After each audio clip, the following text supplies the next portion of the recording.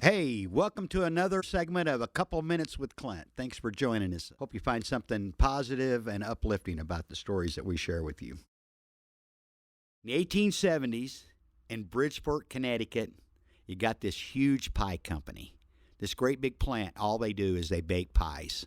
And their drivers all had horse-drawn wagons, and that's how they made their deliveries. Well, one day at lunch, one of the drivers, in his boredom, picked up one of the company products and flung it at one of the other drivers.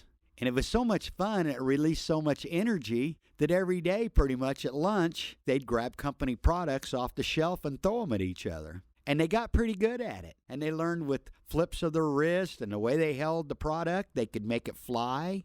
The University of Yale found out about this, and they got into it and made it a sport. Of course, Harvard had to follow Yale. Then you got Purdue, you got Notre Dame, and at one point, all the major universities in the United States were a part of this fad of throwing the products that the pie delivery guys were throwing.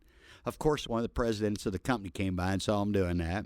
He was pretty frustrated that these drivers were all throwing the company product all over the parking lot.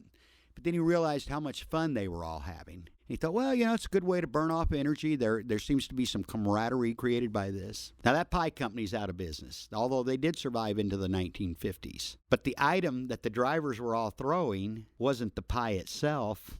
It was the pie pan. And the pie pan is now in the Smithsonian's Institution for its aeronautical abilities. And the name of the company, the pie company, is embossed in that pan.